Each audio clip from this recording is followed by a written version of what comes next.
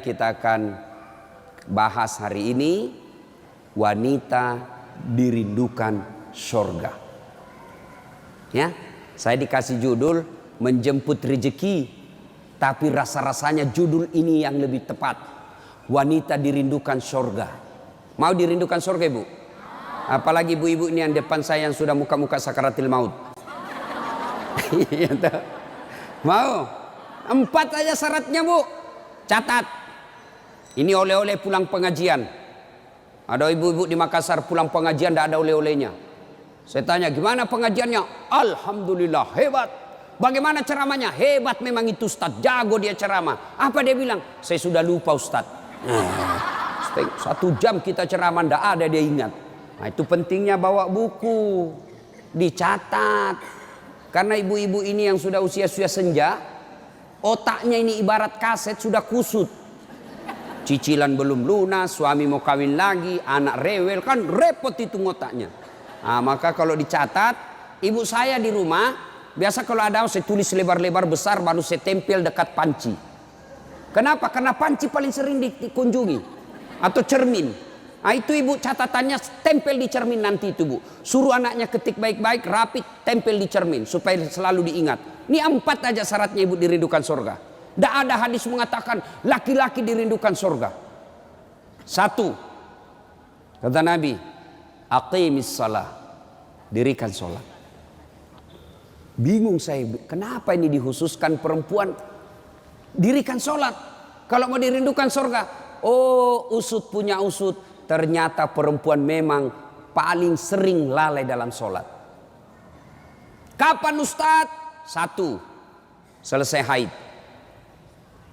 Tuh kalau iman tidak baik bisa haidnya 4 hari, dia tambah bonus 2 hari.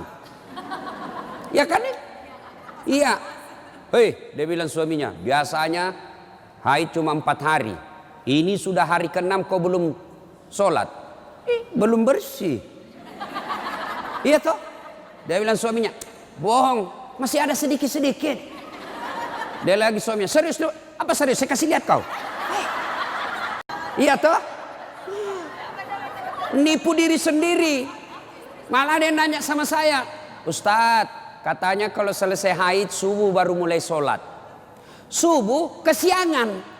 Dia bilang, ya sudah, besok lagi saya sholat. Tidak boleh. Duhur bersih, duhur sholat.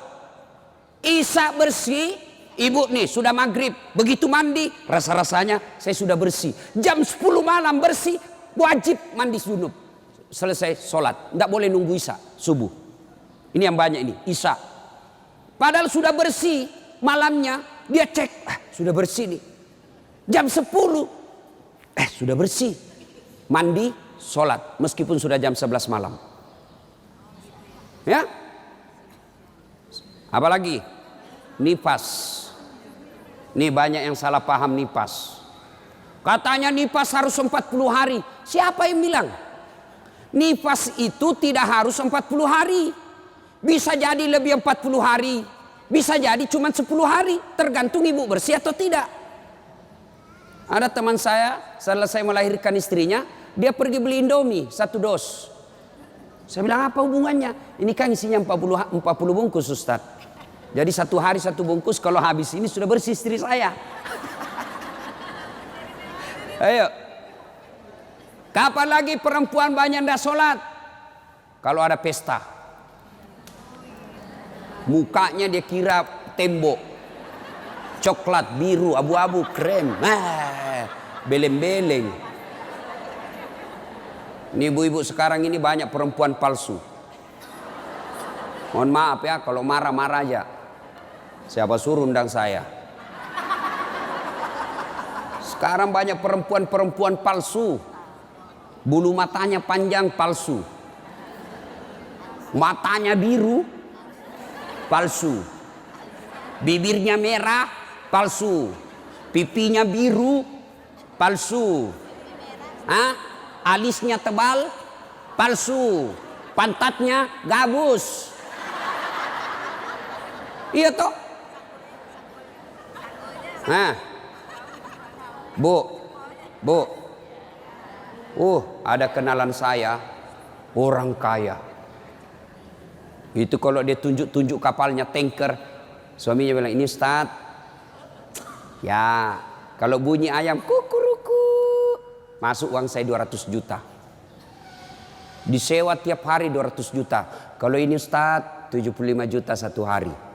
Istrinya Bu, ndak bisa, ndak yakin orang dia istri orang kaya. Sederhana pakaiannya. Akhirnya apa? Semua orang kalau lewat, orang kagum. Tahu ndak? Orang kaya loh itu. Sederhana pakaiannya. Ndak glamor. Orang jadi teladan. Kenapa? Dia kaya tapi tidak macam-macam pakaiannya. Orang senang lihat. Ini sudah ndak kaya, ndak terkenal. Gede ganyanya. Kayak sudah tabrak tiang listrik. Beleng-beleng. Tahu beleng-beleng? Dongo. Tahu dongo? Beleng-beleng. Tahu beleng-beleng? Dongo. Tahu dongo? Beleng-beleng. Beleng-beleng itu Rocky Gerung bilang dungu. Dungu atau oon. Tahu oon? Es krim ditiup. Itu beleng-beleng itu. Cok. Banyak perempuan tidak sholat gara-gara make up. Hah? Make up. Nah. Make up. Shadow. Eyeshadow. Oh, malah ada model baru saya lihat Ibu. Dikasih lebih lagi putih-putih di sininya. Apa bedanya sama belek? Ayo. Sekarang ini kita dibodoh-bodohi sama artis. Memangnya artis idola kalian? Yuk, ada lagi yang lebih beleng-beleng. Dikasih lebih lagi alisnya sini nih. Ada lebihnya sedikit naik, gini modelnya. Saya bilang kenapa lagi dikasih lebih? Dia bilang seperti artis Korea. Bleh. Artis Korea baru sudah pensiun. Bleh. Apa ini dibodoh-bodohi sama make up?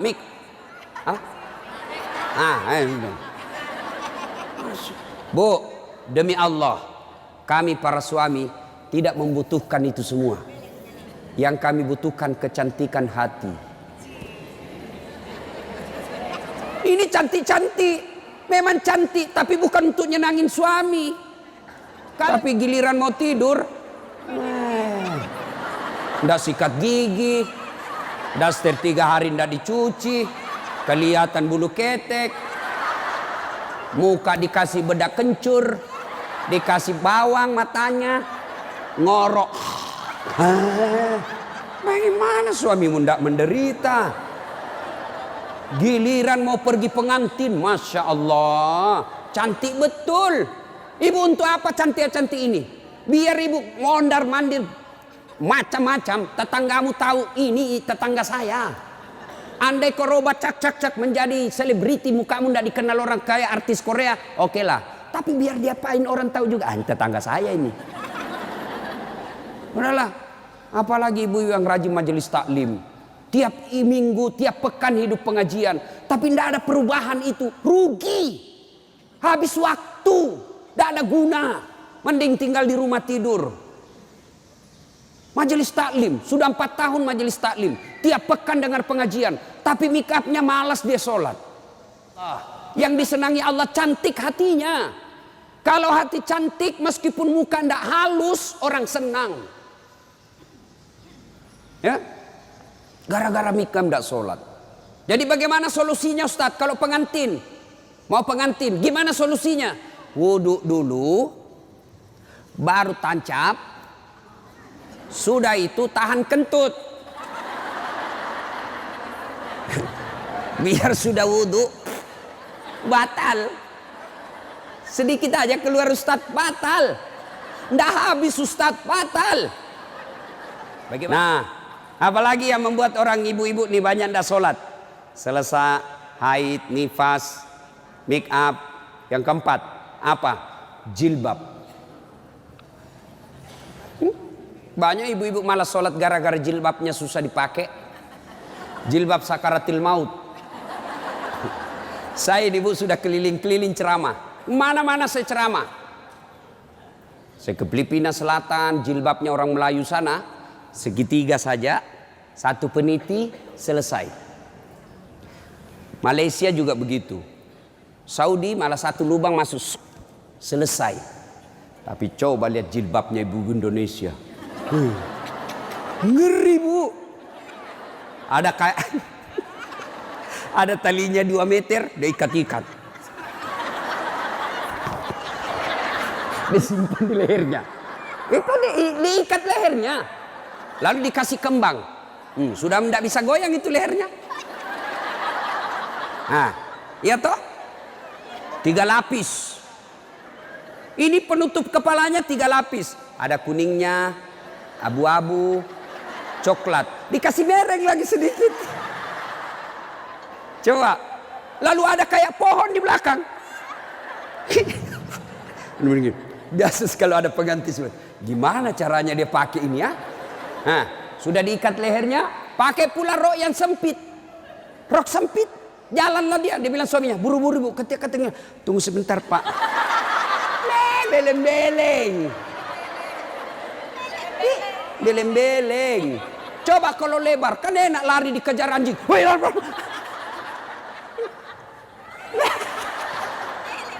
Beleng-beleng. Ayo Bu, sudah berapa tahun majelis taklim? Sudah berapa tahun hadir pengajian sini? 5 tahun. Mestinya pakaian seperti itu ditinggalkan. Apa dilarang? Tidak dilarang. Cuma kalau gara-gara itu tidak sholat, hancur Ibu.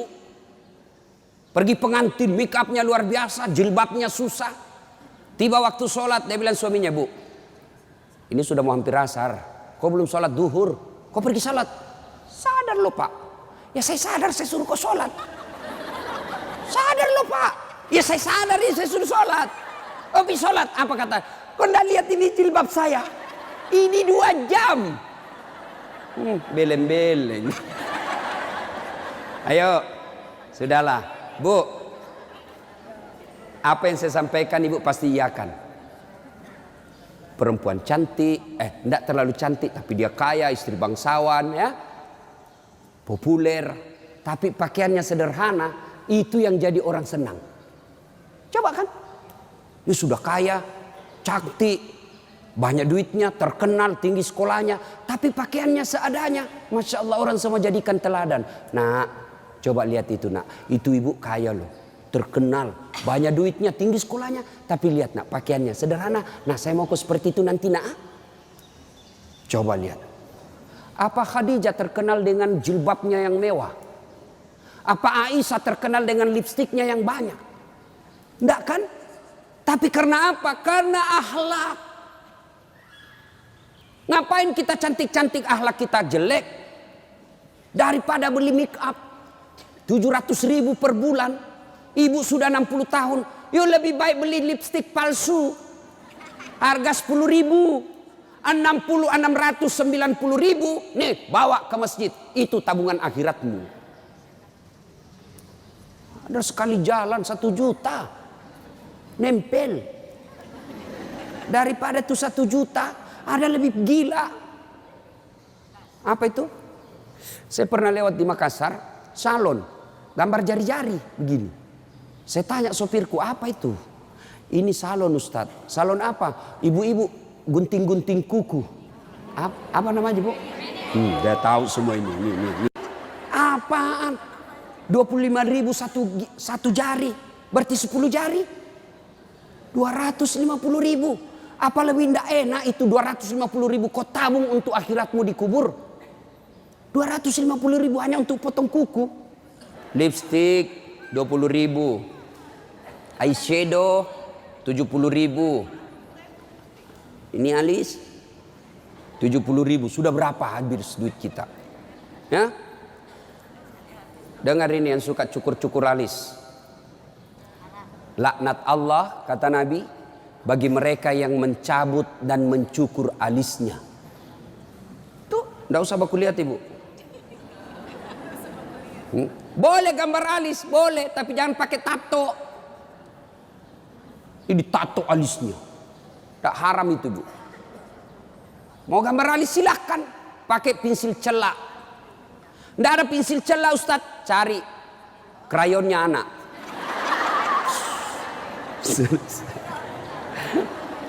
Nah ya, kalau ada pengantin, ibu-ibu silakan make up, tapi jangan berlebih, jangan gara make up dan jilbab ibu tidak sholat padahal sudah 5 tahun majelis taklim. Auzubillah min zalik, tidak ada gunanya itu. Maka tunaikan sholat dengan sebaik-baiknya, ibu akan dirindukan oleh surga. Saya sudah sholat Ustaz, kenapa hidup saya masih susah? Berarti sholatnya belum sempurna. Ada yang di sini sakit ibu, asam urat, gula, kecil buat Allah sembuhkan itu. Kecil. Apa susahnya Allah sembuhkan penyakit itu? Kecil. Cuma kadangkala ketika kita sakit kita lupa Allah. Kita lebih senang ke dokter. Emang dokter yang sembuhkan penyakit? Ya. Mohon maaf kalau ada dokter di sini. Sampai detik ini saya belum pernah ketemu dokter yang hebat. Kenapa? Begitu saya ke dokter, saya juga yang kasih tahu penyakitku. Iya toh? Assalamualaikum dok. Waalaikumsalam Ustaz. Masih sini Ustaz. Kenapa Ustaz? Mencret-mencret dok. Mules terus perutku dok. Kenapa bisa? Dalam hatiku, ya urusanmu dong, kan kau dokter. Masa saya kau tanya? Yang hebat kalau baru muncul, Ustadz pasti mencret. Itu yang hebat. Tapi kan tidak. Allah tanpa diberitahukan, tanpa curhat, Allah tahu apa penyakitnya ibu. Maka datang sholat. Sudah itu sholat, sudah itu sholat, sudah itu sholat, baru ke dokter. Ayo perbaiki sholat ibu. Tidak ada susahnya Allah kasih dunia. Ustaz, saya sudah 30 tahun rantau ke Jogja. Tidak bisa beli rumah Ustaz. Masih ngontrak-ngontrak. Tidak usah cari capapnya. Periksa sholatmu. Saya sholat Ustaz. Kok begitu hidupku? Berarti belum ikhlas. Mana buktinya belum ikhlas? Suka nunda-nunda sholat. Asar sholatnya dekat duhur. Duhur sholatnya dekat asar. Berarti ibu perhatikan dah. Coba, sholat maghribnya itu juga wudhunya asar, itu juga maghrib, itu juga isya, karena berdekatan. Itu tidak ikhlas. Sholat Ustadz, betul ibu sholat, tapi pakaiannya itu juga dipakai masak, itu juga dipakai bertetangga, itu juga dipakai ke pasar, itu juga dipakai tidur, tidurnya ngiler lagi. Ini. Pas dibangun suaminya, dipakai lagi sholat, najis. Pantas 30 tahun sholat, sholatnya tidak bisa memperbaiki hidupnya. Kenapa? Sholatnya tidak sesuai yang diajarkan Nabi. Saya sholat Ustadz, betul ibu sholat, tapi tidak semangat. Allah.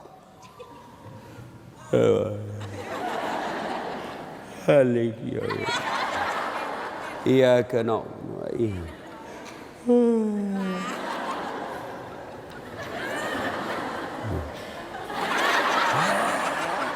Ada juga yang sholat seperti itu. Ada yang sholat gitu. Allahu Akbar. Sholat kayak ditiup angin.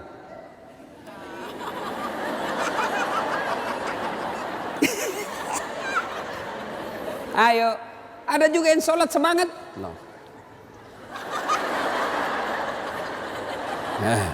Kan ketawa karena ibu membayangkan diri sendiri. Ada juga yang sholat cari duit. Allahu Akbar. Iya kena budu'i. Duit saya tadi 100. Beli sayur 50.000. Beli pulsa 20.000.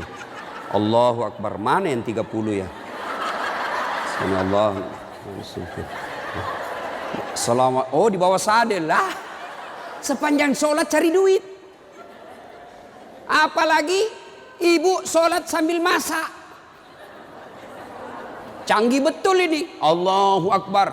Tiba-tiba bau hangus. Allahu Akbar.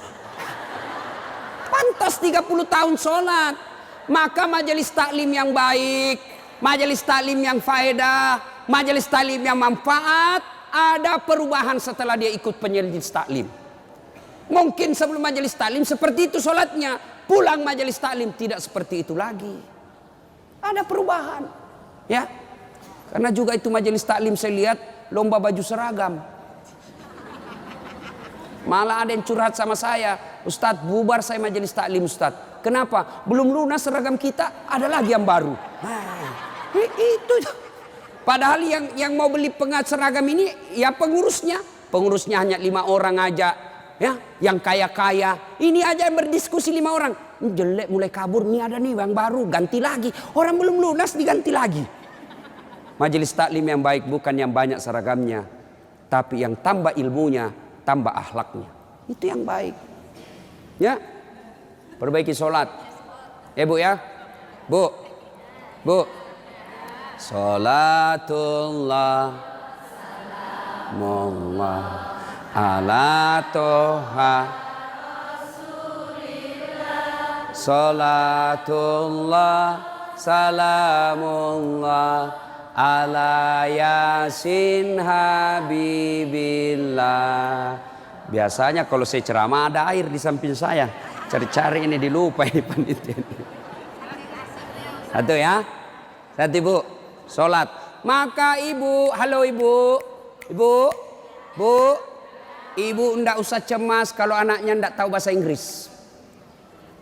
Ibu ndak usah cemas kalau anaknya ndak tahu bahasa Korea. Ibu ndak usah cemas kalau anaknya ndak punya kerja, pengangguran. Ndak usah cemas. Yang ibu cemaskan kalau anaknya sudah mau dilamar masih tidak sholat. Itu yang ibu perlu cemaskan. Ya, kan ibu-ibu sekarang hebat betul anaknya Ustadz. Kenapa? Tuh masih SD sudah pintar bahasa Inggris. Apa hebatnya? Banyak yang begitu. Nggak percaya? Ibu ke Inggris. Demi Allah bu, anak-anak di sana baru belajar bicara pakai bahasa Inggris. Apa yang hebat? Banyak yang begitu.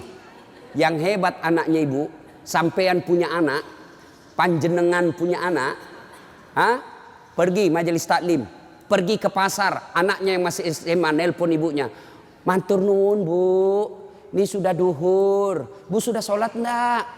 Ibu sudah kaya itu. Asar lagi nelpon lagi anaknya, mak, lagi di mana mak? Masih di tempat kajian nak, masih di tempat arisan. Mak, ini sudah asar. Jangan sampai ibu sibuk ngurus arisan lupa sholat. Itu anakmu yang kaya. Pernah di SMS begitu anaknya bu? Pernah? Paling di SMS, mak kirimi pulsa. Maka ibu dari kecil anak-anak diperkenalkan sholat. Ya, mau dirindukan surga, syarat pertama aqimis shalah, dirikan sholat. Tidak cukup yang 5 waktu, tambah sunnah. Sunnah apa Ustadz? Yang sederhana. 1, sholat sunnah duha. Ibu-ibu, ada enggak di sini yang punya tanah 1 juta hektar? Anda usah 1 juta. 100 hektar ada di sini bu? Ada? Enggak ada. Tapi ibu mau enggak punya harta lebih dari 100 hektar? Lebih dari 1 provinsi. Mau? Itulah sholat sunat fajar. Ayo, 2 rakaat sebelum ibu sholat subuh. Itu nanti ketika ditimbang kata Nabi, yang 2 rakaat ini lebih berat 2 rakaat ketimbang dunia dan isinya. Tuh sholat duha, sholat fajar. 2 rakaat. 2 rakaat saja bu. 2. Coba. Sudah pagi-pagi. Anak sudah pergi sekolah. Suami sudah pada bekerja. Pekerjaan rumah sudah tuntas. Jam 8, jam 9. Yuk sholat duha. Sholat duha. Bagaimana caranya? Sama sholat sunnah biasa. Bedanya niat. Nih yang biasa ibu-ibu tanyakan. Ustadz apa niatnya? Bu. Niat itu bukan bahasa mulut. Niat itu bukan bahasa lisan. Niat itu di sini. Usolli itu hanya ulama Melayu yang ngajarkan. Mau pakai boleh, tidak mau pakai sah. Coba lihat orang Arab kalau ibu pergi umroh. Coba lihat umumnya orang Arab. Jalan, berdiri langsung Allahu Akbar. Iya toh? Kalau kita kan lama dulu ibu, loading.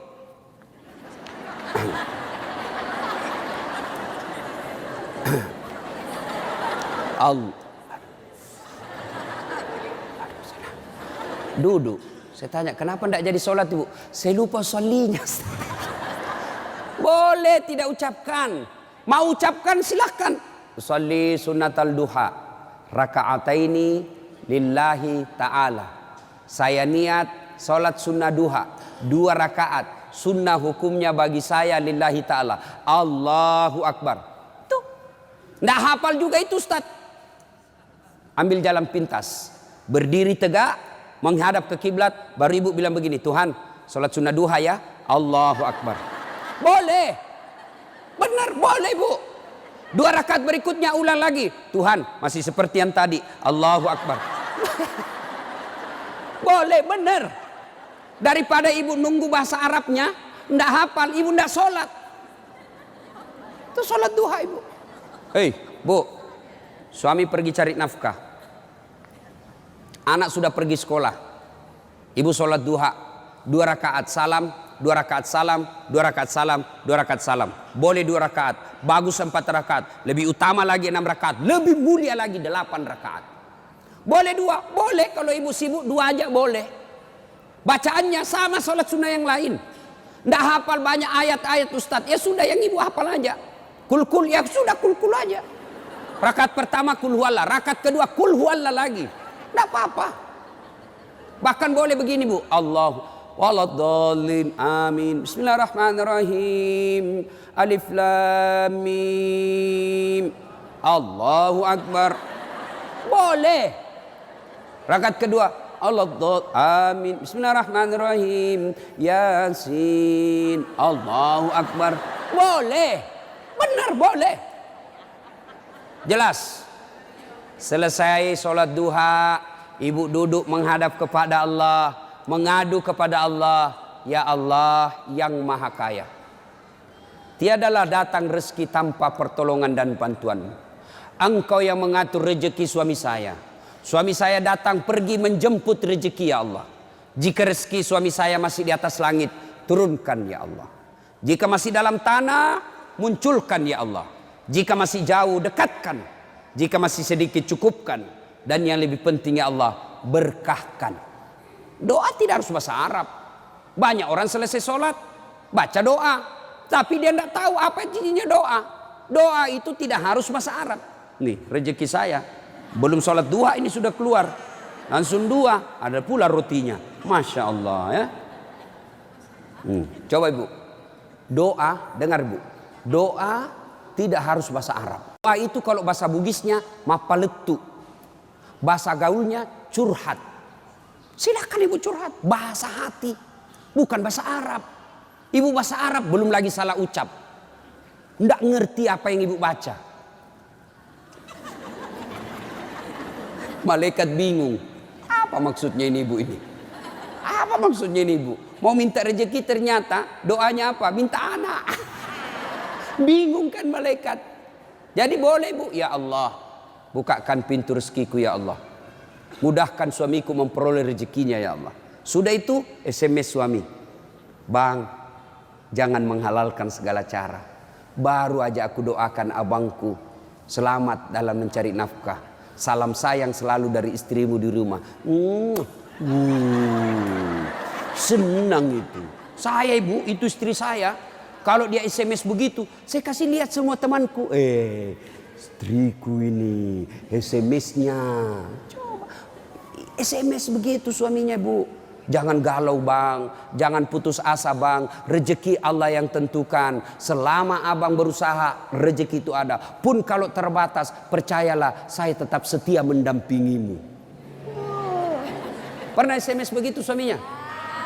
Paling SMS-nya bang, jangan lupa singgah beli gas ya. Yuk, sholat duha. Saya banyak dosa Ustaz. Saya perempuan hijrah. Dulu banyak betul maksiat saya lakukan Ustaz. Masa muda saya suka gaul. Masa muda saya selalu ke tempat hiburan malam. Masa muda saya selalu maksiat. Allah jelaskan, wala tai'asu mir rauhillah. Bu, jangan putus asa. Ibu jangan putus asa. Besar dosamu tapi ampunanku jauh lebih besar. Gimana caranya? Yuk sambut dengan sholat sunnah taubat. Gimana sholat sunnah taubat Ustaz? Sama sholat tahajud, sama sholat duha. Cuma beda waktu, beda niat. Kalau duha pagi hari, sholat taubat boleh pagi, boleh. Tapi waktu paling bagus yang dilaksanakan Nabi, selesai sholat maghrib nunggu isya. Jadi ibu ndak ada kegiatan nih, sudah maghrib, datang ke masjid, nunggu isya, ndak usah pulang, nunggunya sholat taubat 6 rakaat. 2 rakaat salam, 2 rakaat salam, 2 rakaat salam, 6. Boleh 2, boleh.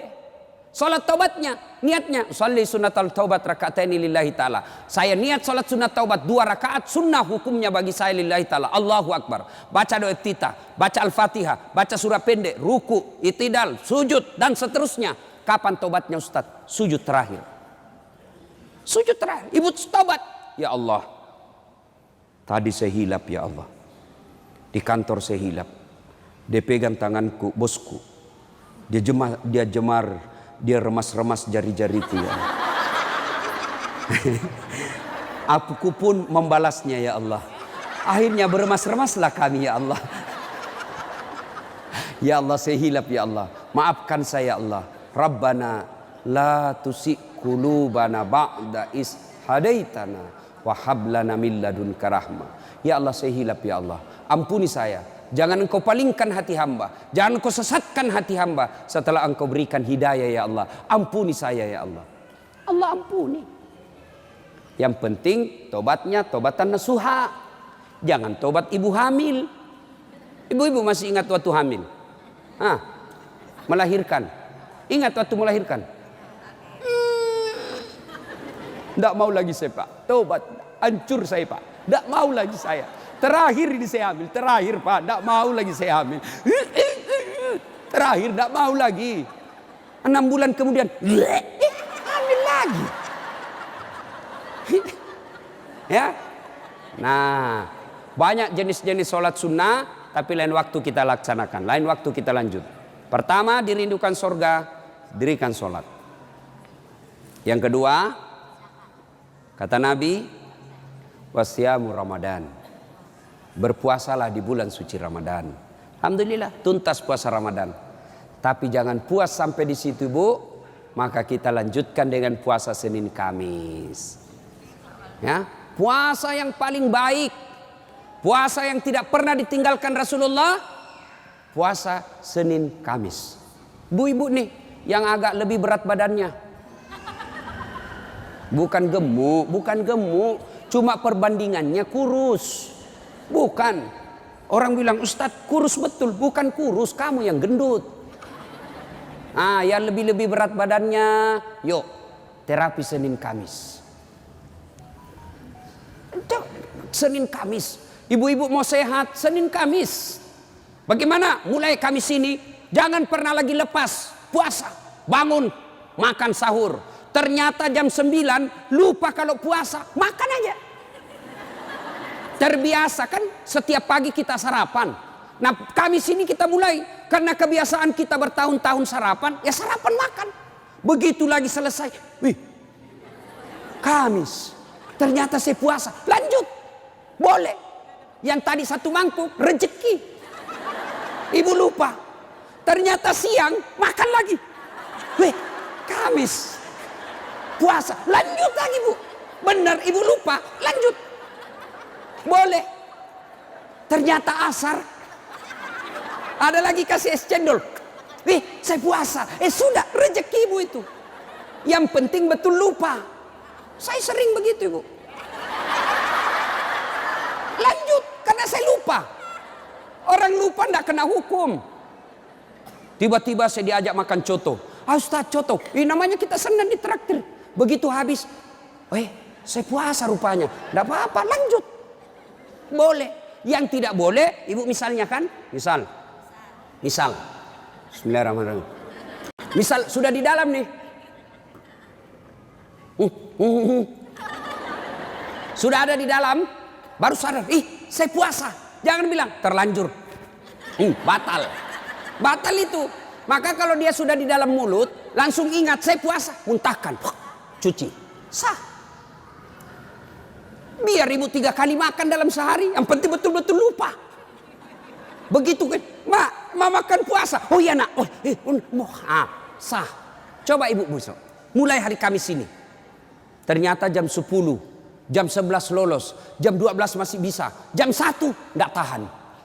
Datang tetangga bawa kue, nyaman lagi. Wah, sudahlah, ya sudah buka. Dari jam subuh sampai jam 1 ibu sudah dapat pahala. Cuma sayang kalau sudah jam 2 rusak, ibu betul-betul imannya lemah. Masa sudah setengah jalan masih mau buka. Tapi pun kalau buka karena sakit silahkan buka. Sudah dapat pahalanya itu. Coba mulai Kamis ini. Itulah yang disebut majelis taklim yang sukses. Ada perubahan tiap pekannya. Ada perbaikan tiap bulannya. Tahun lalu belum biasa Senin Kamis. Tahun ini terbiasa Senin Kamis. Majelis taklim yang manfaat. Ya, Senin Kamis. Yang ketiga, karena waktu yang sangat terbatas, ini dirindukan oleh surga. Apa itu? Menaati perintah suami. Ini yang berat ini. Taat sama suami ini berat. Bu, berat. Bu, dengar ibu. Ada pada zaman Nabi, bertetangga nih. Tiba-tiba ibu yang tetangganya ini wafat ibunya. Maka tetangganya datang. Misal nih dia bertetangga. Meninggal ini tetangganya, dia datang panggil anaknya, anak tetangga. Bu Haji, emak sampean wafat. Datanglah membesuknya. Mulai dari sakit. Mohon maaf Bu, saya tidak bisa besuk ibu saya. Saya tahu sakit, tapi suamiku keluar. Saya dipesan tidak boleh pulang, tinggalkan rumah sebelum pulang. Pulang yang utusan. Sakaratil maut sudah ibunya, datang lagi. Bu, ibu sampean sudah sakaratil maut. Datanglah kau besuk. Mau sekali, tapi mohon maaf suami saya belum pulang. Pulang lagi utusan. Wafat ibunya. Bu, yang terakhir kalinya, bumu sudah wafat, maka mau dimakamkan, kau datanglah sekali aja sebelum dimakamkan. Apa kata ibu? Mohon maaf, suami saya belum pulang, saya dilarang keluar sebelum pulang. Saya doakan ibu saya dimakamkan. Tidak datang ini anaknya. Marah ini utusan. Dia datang kepada Nabi melapor. Ya Rasulullah, keterlaluan betul itu tetangga saya. Mulai dari sakit, sakaratil maut, sampai wafat, dimakamkan, tidak datang besuk ibunya. Saya 3 kali datang memanggilnya ya Rasul. Nabi kata, wih, nak durhaka betul itu. Kok bisa begitu? Kenapa bisa? Ya Rasulullah, suaminya pergi jihad, perang. Dipesan sama suaminya, jangan pernah tinggalkan rumah sebelum saya pulang. Mendengar ini, apakah Nabi marah? Subhanallah, dengar ibu. Subhanallah. Nabi lalu bersabda, alhamdulillah, diampuni dosa ibu yang wafat karena punya anak, istri yang taat sama suaminya. Masya Allah. Kira-kira masih ada istri zaman sekarang begini? Masih ada. Baru 10 menit pergi suaminya, dia telepon temannya. Datang aja, suami saya sudah keluar. Bu, taat sama suami. Itu pintar redanya ibu masuk surga. Ibu mau tanda fungsi utama suami? Bu, halo ibu. Fungsi utama seorang suami. Ibu mau tahu? Mau tahu ibu? Jalan pintasnya ibu masuk surga. Passwordnya masuk surga. Kenapa? Ridha suami itu ridhanya Allah. Kalau ibu sudah ridhanya, suami sudah ridha sama ibu, Allah tersenyum kepada ibu. Sebaliknya kalau suami tidak senang sama ibu, tidak pernah baik hatinya suami sama ibu, percayalah, susah ibu masuk surga. Betul, ridhanya Allah itu tergantung ridha suami. Kenapa bisa Ustadz? Karena kami ini suami yang nanggung ibu dunia akhirat. Ibu kira enak jadi suami? Dipikir bagaimana supaya kita bisa beli mobil, ibu bisa ndak kena matahari jalan. Kami pikir suami bagaimana supaya ibu bisa pakai baju baru tiap bulan supaya saudaramu ndak menghina kamu. Dipikir bagaimana supaya suami istri saya pakai emas, berlian supaya tetangganya ndak menghina dia. Itu dipikir semua oleh suaminya. Mana ibu pernah pikir bagaimana supaya saya belikan suamiku berlian? Pernah ibu? Ayo. Bukan cuma di dunia, di akhirat pun ibu ditanggung oleh suami. Beruntunglah wanita Islam. Wanita Islam itu sebelum diperiksa semua amal-amalnya, sebelum diperiksa puasanya, diperiksa hajinya, ada 4 laki-laki yang harus menanggung dia. 4 laki-laki yang harus menanggung ibu. Siapa? 1, orang tua, bapak. 2, suami. 3, anak laki-laki. 4, saudara laki-laki. Ini 4 yang bertanggung jawab terhadap ibu. Kenapa itu perempuan dia pakai jilbab? Ditanya suaminya, ditanya bapaknya, ditanya anak laki-lakinya, ditanya saudara laki-lakinya. Ternyata ini 4 laki-laki yang tidak beres, maka ibu bebas tugas. Itu enaknya jadi perempuan Islam. Beda kami laki-laki. Biar kami sholat, ketua majelis ulama, hafal Quran, istrinya tidak pakai jilbab, istrinya tukang gosip, istrinya tidak puasa, istrinya tidak nutup aurat, istrinya tidak sholat. Demi Allah, ku ampusakum wa ahliku. Suamimu, nih kau masuk neraka sama istrimu. Ditanggung ibu dunia sampai akhirat. Suamiku tukang selingkuh, Ustaz. Suamiku pemabuk, suamiku tukang tipu, suamiku koruptor. Tidak ada hubungan, dia yang tanggung dosanya. Ibu kalau baik agamanya, tadkhulul jannati bisalam. Kata Nabi, nih 7 pintu surga. Ibu pilih mana yang ibu mau masuki. Tidak ada urusan dengan suamimu. Itu enaknya. Jadi ibu jangan suka ngomel-ngomel. Beruntunglah ibu menjadi wanita Islam. Supaya sekali ngeluh, suami saya Ustaz. Ini lebih parah lagi, dia curhat di Facebook. Ada juga ibu-ibu sekarang suka sekali ungkap aib suaminya di medsos. Di mana di kau? Tak kusangka kau begitu. Kesepian banget, pret. Apa yang begini? Ya, ibu taat perintah suami. Passwordnya ibu masuk surga, ridha suami. Tapi kalau ibu durhaka sama suami, susah. Perempuan sekarang kan banyak tidak hormat sama suaminya. Ketika Nabi Isra Mi'raj kan diperlihatkan. Masuk Nabi surga, Masya Allah banyak betul penghuni perempuan. Begitu Nabi masuk neraka, na'udzubillah min zalik, lebih banyak lagi perempuan di neraka. Lalu ditanya Nabi sama sahabat, kenapa bisa begitu ya Rasul? Ada 2 kelemahan perempuan. 1, tidak bisa tahan mulutnya cerita kejelekan orang. Yang kedua, dia tidak taat dan tidak mensyukuri suaminya. Itu sebabnya. Kalau ibu pandai mengendalikan mulut tidak cerita orang, yang kedua taat sama suami, gampang ibu masuk surga. Cuman kita kan ini penyakit kita. Datang begini masih gosip tuh. Damai tapi gersang.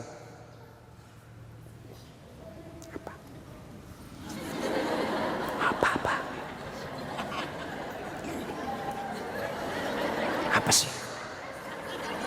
Anda nggak tahu bertanya dong. Saya pun digosip. Begitu saya lewat, itu juga bajunya waktu di TV One. Ada urusan. Nenek ibu nih. Palsu. Aku tahu. Hitam itu di gelangnya. Palsu. Palsu lipstiknya. Kenapa kau tahu? Tuh melengket di giginya. Semua dia habis dosanya. Ibu, 1, sholat. 2, puasa. 3, taati suami. 4, jaga harga diri. Jaga harga diri. Bagaimana menjaga harga diri seorang perempuan? Bermula dari pakaian. Ibu-ibu jangan lagi pakai jilbab apa itu. Untung sekarang kan ada istilah jilbab syar'i. Dulu kan ada ibu-ibu pakai jilbab tapi ketat. Celananya ketat, bajunya ketat. Akhirnya apa? Jalan seperti orang di kampungku bilang buras. Tahu buras ibu? Hah? Lontong. Lontong. Coba lontong kalau dibuka kan masih ada kentara itu anunya, bekas-bekas ikatannya. Bu, wanita soleha, istri yang baik, pakaiannya tidak seperti itu. Salah satu menjaga harga diri, tidak pernah keluar tanpa izin suaminya. Kan biasa ibu-ibu keberatan, kok suami lagi? Tapi ingat ibu, ridanya anak ada sama ibu. Allah itu maha adil.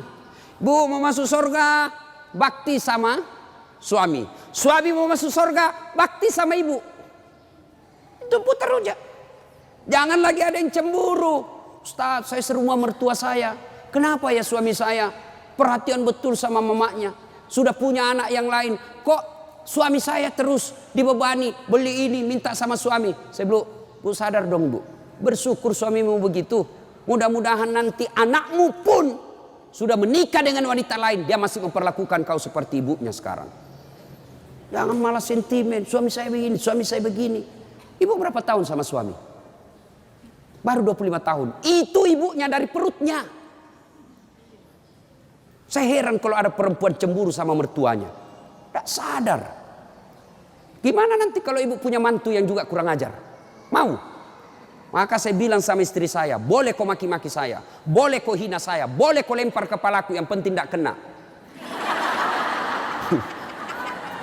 Satu yang tidak boleh, jangan kau lukai perasaan ibu saya. Begitu ibu saya luka perasaannya, kau pembuat sial, keluar kau dari rumah. Tidak ada toleransi. Begitu mestinya kita jadi istri. Kalau ibu-ibu masih susah hidupnya, koreksi aja deh, barangkali durhaka sama mertua. Nah, bagaimana mengabdi kepada orang tua, bagaimana mengurus anak, insya Allah lain waktu dan kesempatan kita akan lanjutkan. Akhirnya kita simpulkan, wanita yang ingin dirindukan surga, 1, pelihara sholat. 2, 3, taat pada perintah suami selama perintah itu tidak melanggar agama. Yang keempat, jaga harga diri. Insya Allah kalau ini kita lakukan, maka Nabi jelaskan, silakan masuk surga, tadkhulul jannati bisalam. Silakan masuk surga dari pintu mana yang ibu mau suka. Subhanallah. Inilah tausiah kita, mudah-mudahan ada manfaat. Terima kasih Ibu Li yang berkomunikasi kepada saya selama ini.